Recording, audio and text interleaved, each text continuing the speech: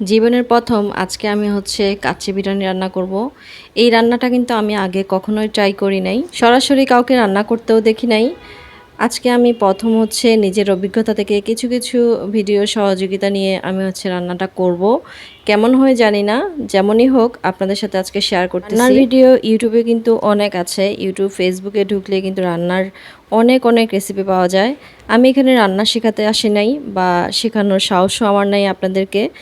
যা কিছু রান্না করি নিজের মতো করে রান্না করি আর সেটাই আপনাদের সাথে শেয়ার করি। আমার ছেলে অনেক দিন ধরেই হচ্ছে কাচ্চি বিরিয়ানি খেতে চাচ্ছিল, মূলত তার কথায় আমার হচ্ছে আজকের এই বিরিয়ানিটা রান্না করা। হচ্ছে রমজানের পুরা রমজান মাসটাই রোজা রেখেছিল, আর আমি ওকে বলেছিলাম যে রোজা শেষ হলে তারপর তোমাকে একটা সারপ্রাইজ দিব, তুমি যেটা চাও সেটা খাওয়াতে পারি, যেটা চাও সেটা কিনেও দিতে পারি, কোনো অসুবিধা নাই, তুমি যেটা চাও সেটাই করব। দেন হচ্ছে ও আমার কাছে কাচ্চি বিরিয়ানি খেতে চাইলো।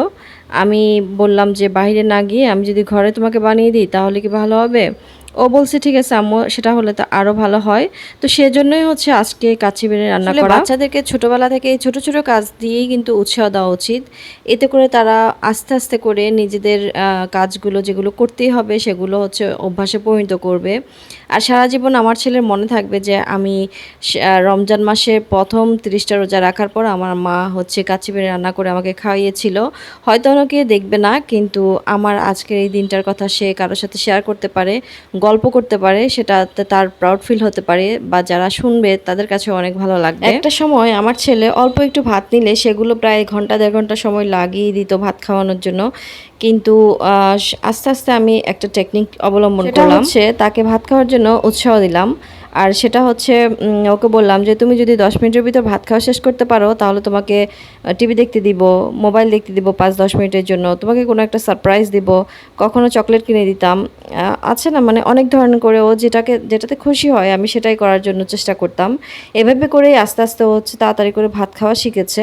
আলহামদুলিল্লাহ এখন কিন্তু ও খুব ফাস্ট ভাত খেতে পারে, যদি ভালো করে চিবিয়ে খাওয়াই কিন্তু ভাত ভালো, কিন্তু অনেকটা সময় নিয়ে ভাত খেত, ভাতের মধ্যে একদম পানি ছেড়ে দিত, হাতটা তোর একদম কেমন যেন হয়ে যেত, বটে বটে যেত ওর হাতের আঙ্গুলগুলো।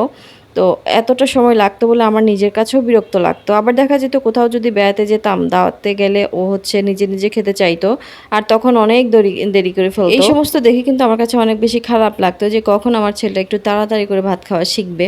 তো আস্তে আস্তে আলহামদুলিল্লাহ এখন মোটামুটি সে খুব তাড়াতাড়ি ভাত খেতে পারে।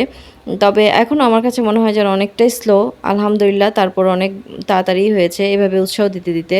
আর এই যে রোজা রাখার ব্যাপারটা, ওকে যে রোজা রাখানো আমি শিখাচ্ছি, এটাও কিন্তু ওকে একটা উৎসাহ দেওয়া এই গিফটটা দিয়ে। আমি দেখেছি অনেক বয়স্ক লোকেরাও কিন্তু রোজা রাখে না বা রোজা রাখতে পারে না বলে ওরা দাবি করে, কিন্তু ছোটোবেলা থেকে যদি এইভাবে ওদের পরিবার থেকে শিক্ষা নিত তাহলে কখনোই কিন্তু রোজা ভাঙতো না, বা রোজা ভাঙতে ওদের কষ্ট হতো বা রাখতে কষ্ট হতো না, ছোটোবেলা থেকে যদি এভাবে উৎসব পেত। যাক আলহামদুলিল্লাহ আমার ছেলে কিন্তু এবার সবগুলো রোজাই রেখেছে, আর তার জন্যই আজকের এই কাচ্চি বিরিয়ানি, আর এই কাচ্চি বিরিয়ানি রান্নাটাই আপনাদের সাথে শেয়ার করার।